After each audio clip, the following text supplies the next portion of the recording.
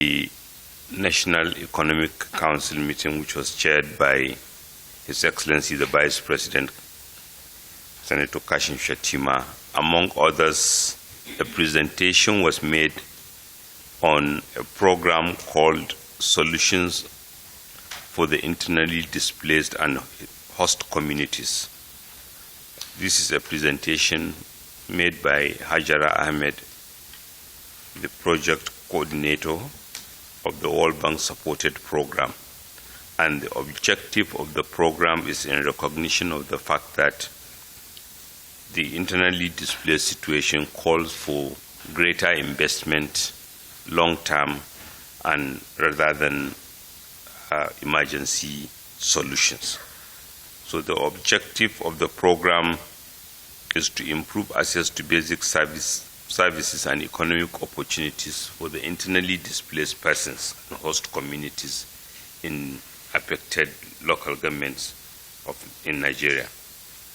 And among clear objectives is investment in resilient infrastructure and services for internally displaced persons and host communities, because it's not only the internally displaced person that needs support, but host communities need support as well in order to host them. Equally, to enhance sustainable livelihoods for the both internally displaced persons and the host communities, as well as project management and support to national internally displaced persons policy implementation. The expectation is that states will express interest and also to assign a focal person in each of the participating states to facilitate communication on solid and communicating the name of the focal person to the Federal Ministry of Budget and Economic Planning, which is coordinating the program, as well as that to recognize that the Federal Ministry of Budget and Economic Planning as the implementing entity at the federal level shall coordinate all activities as well as work with states to ensure that the project objectives are delivered.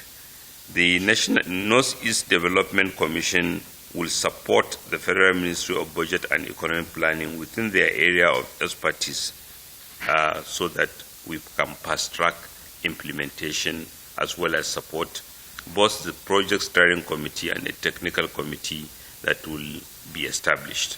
Thank you. Thank you so much.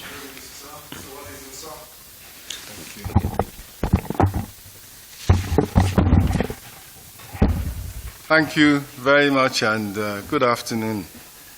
His Excellency, the Chair, Governors Forum, and Governor Kwara State, the Governors of Borno, Oyo, and Anambra State, Honorable Minister for Budget and Economic Planning. I had the privilege this afternoon to address the National Executive Council on the progress to date regarding the amelioration, steps taken to ameliorate the economic difficulties and pains as a result of the implementation of the very necessary and even long overdue macroeconomic reforms of the President Bola Ahmed Tinubu administration. And I set the context by pointing out that worldwide now, inflation in the rich countries, the advanced economies, is more or less defeated. They are within sight of their range or their target of 2% per annum. Countries like Italy are even way below 1% per annum inflation. So they've dealt with that, and they've also dealt with it in a way that didn't impose what they call a hard landing. Instead, they had a soft landing where they still managed to grow the economies, the government still spent on public infrastructure and so forth.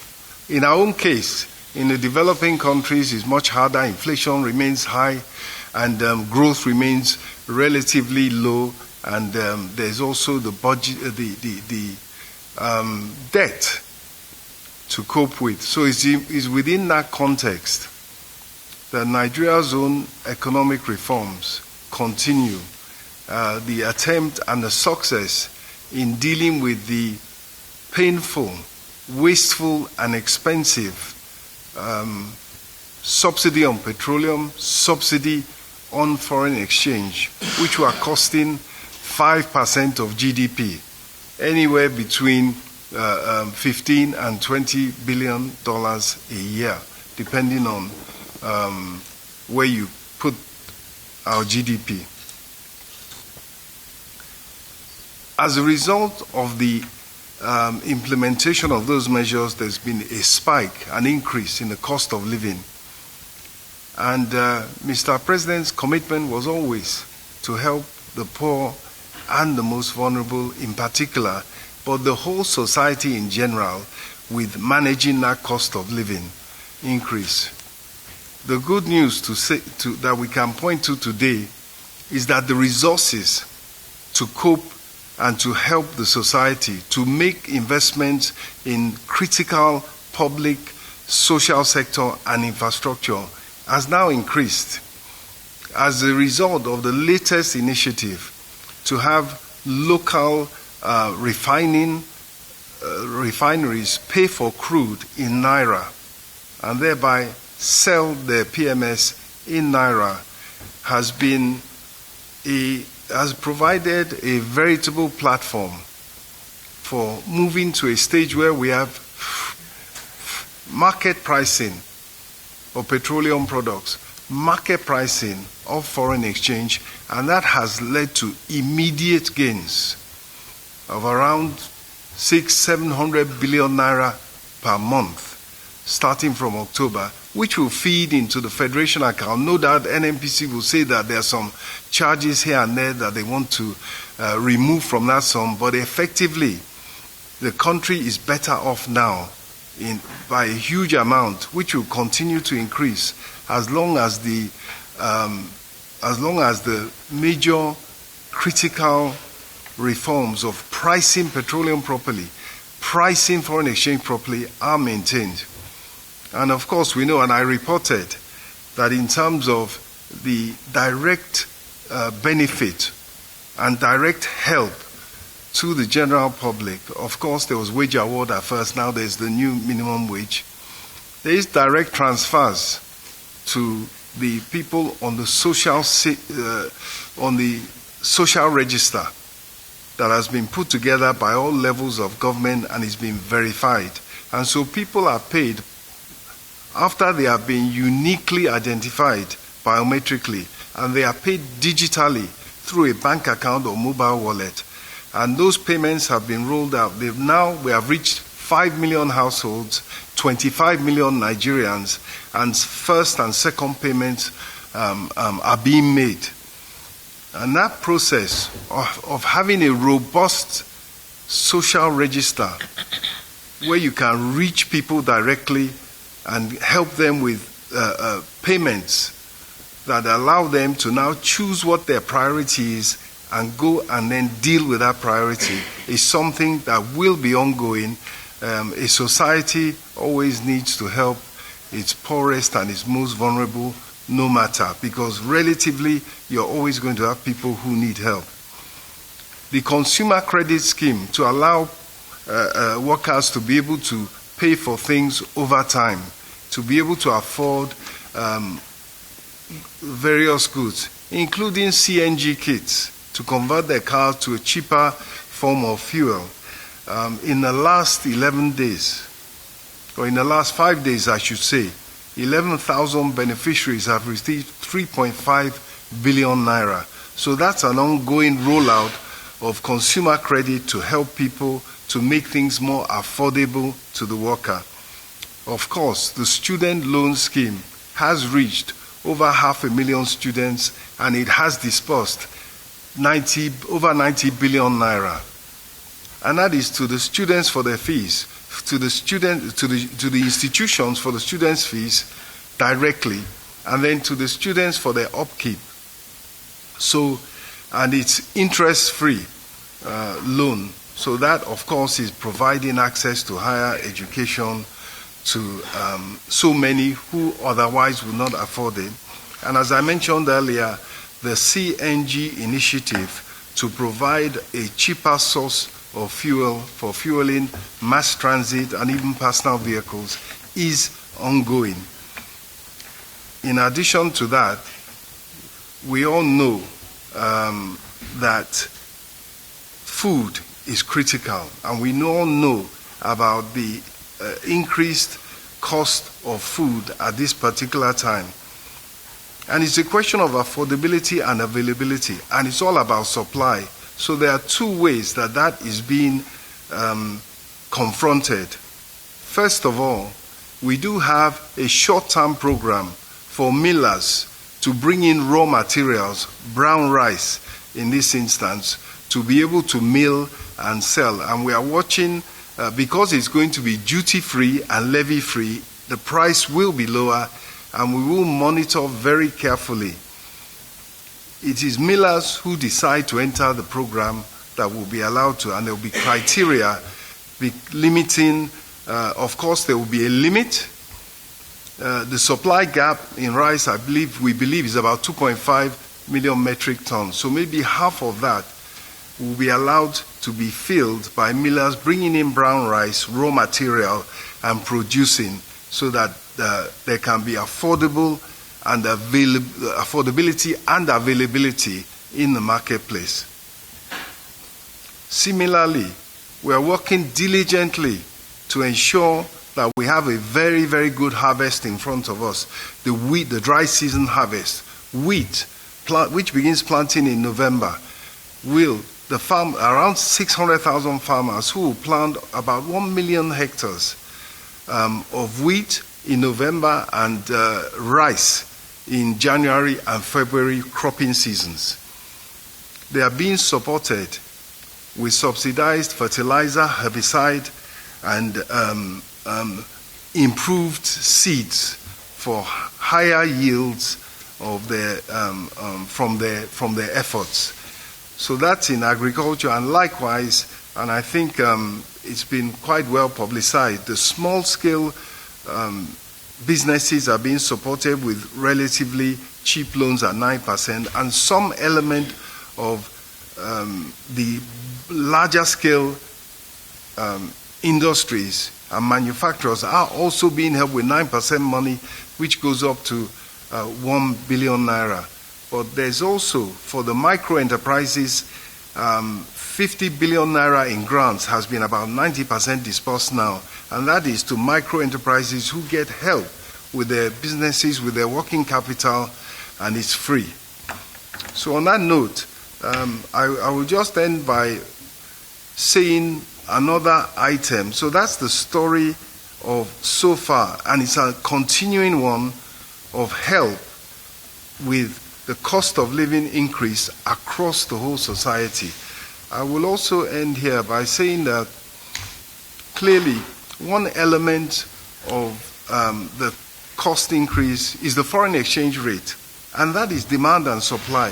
And there is going to be released today details by the federal government through the Ministry of Finance, and of course in conjunction with the central bank, a initiative, a program starting today, 31st of October, and lasting 9 months, that will allow people to bring in cash that is outside the banking system.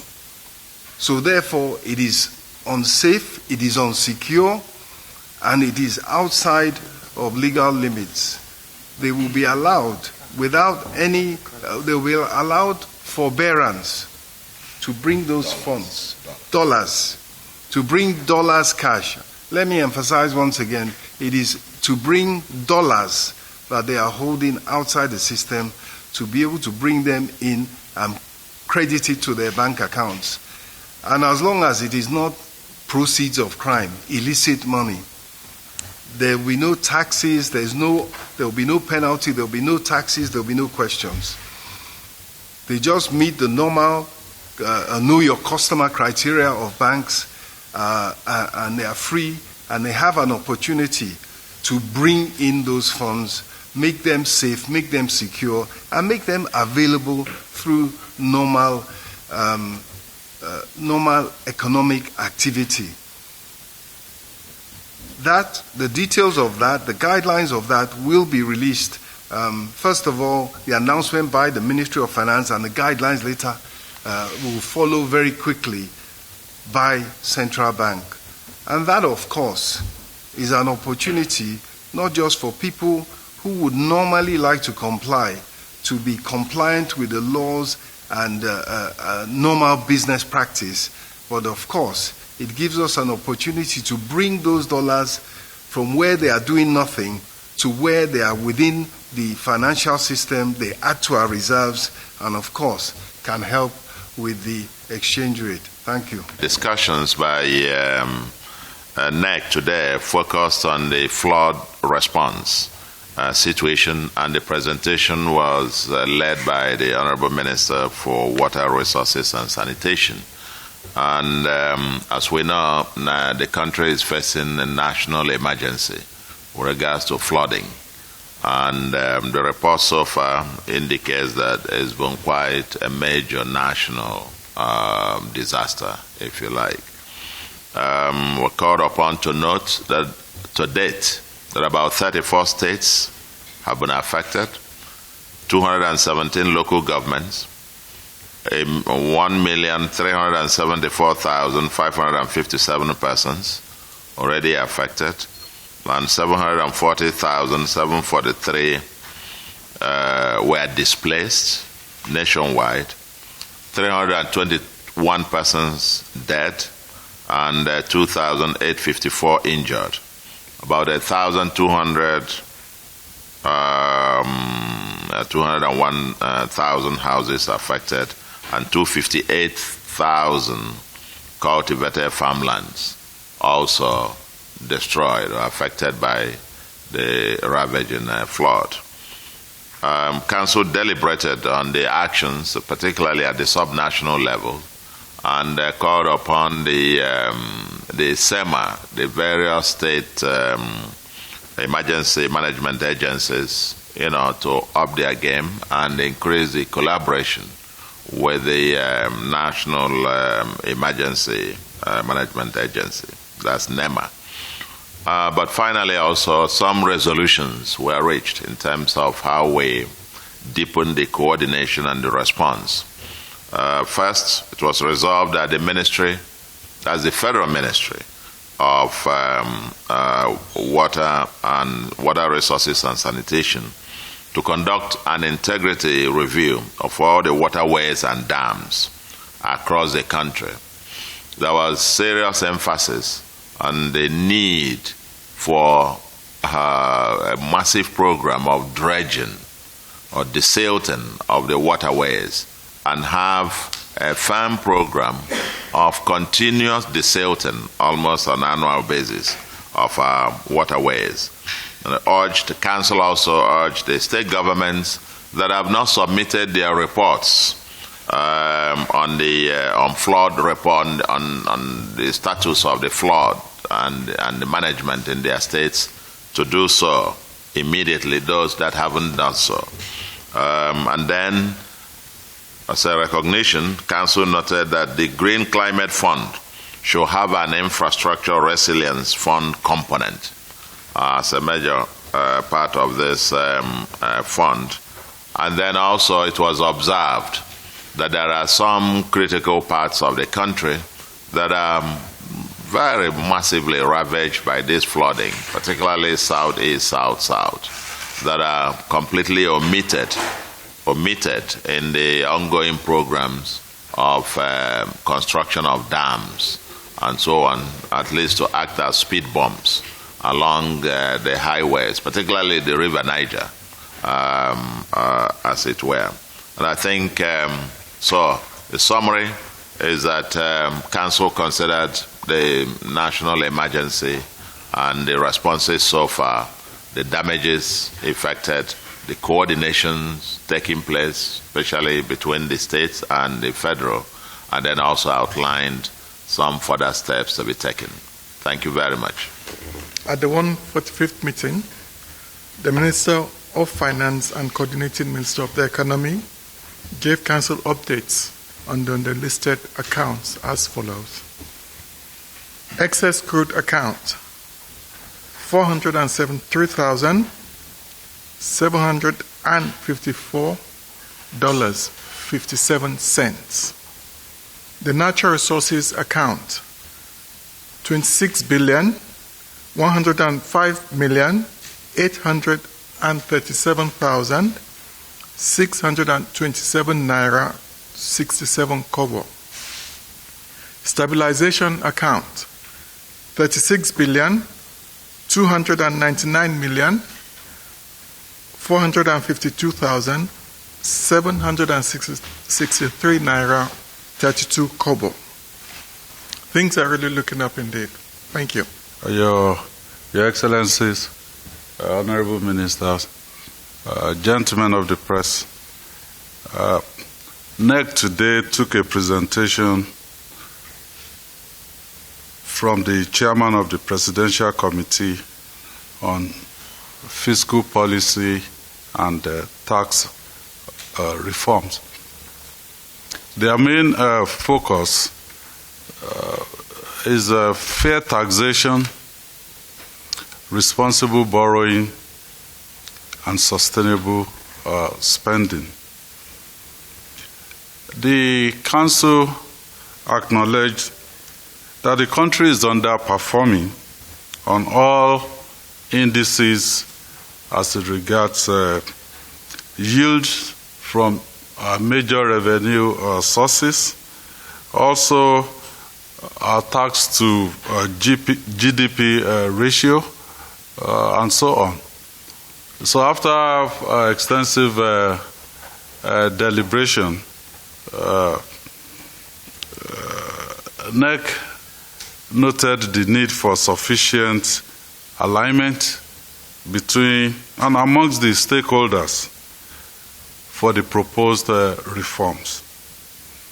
So Council therefore recommend the need to withdraw the bill currently before the National Assembly on tax reforms so that we can have wider consultations and also build consensus around these reforms for the benefit of the entire country, and also to give our people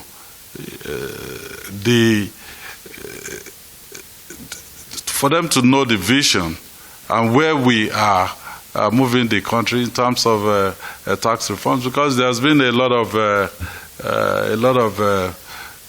miscommunication, misinformation. So the bill will be withdrawn from the National Assembly, and then there will be consultation afterward.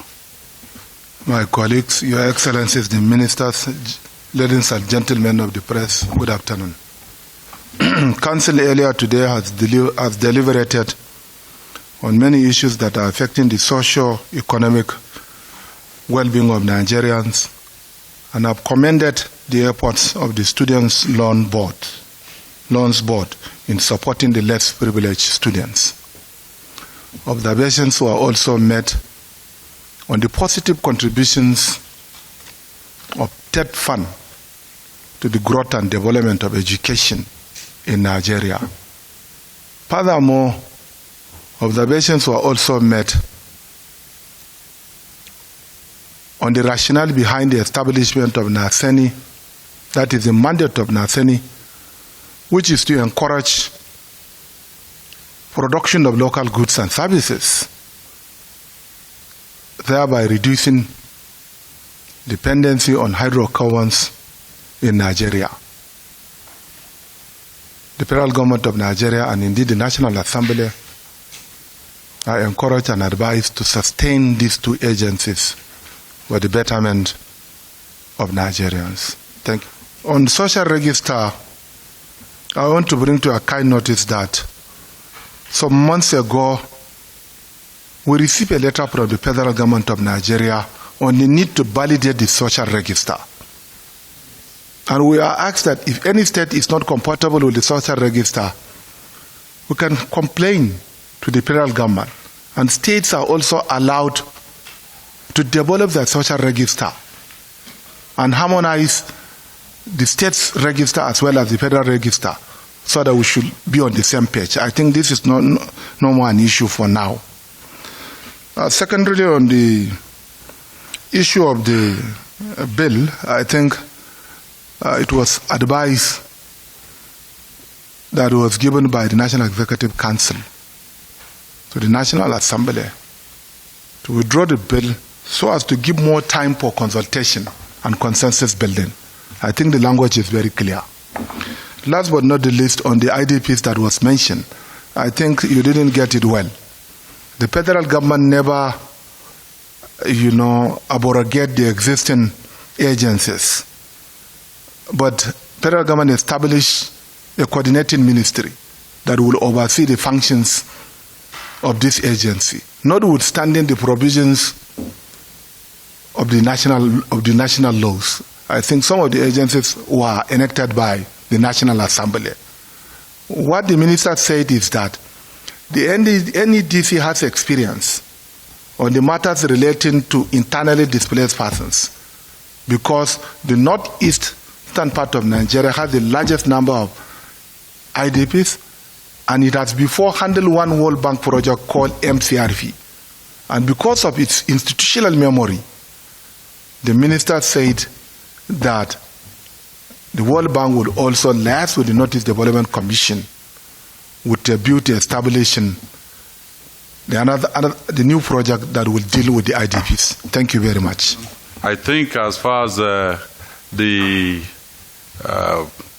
issue of the bill, Governor Zulum has adequately tackled that.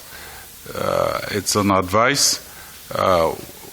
We saw the gap, that there's a need for wider and further consultation so that you have stakeholders alignment. Now, as regards the social register, I can ask some of you, when did you start hearing about social register?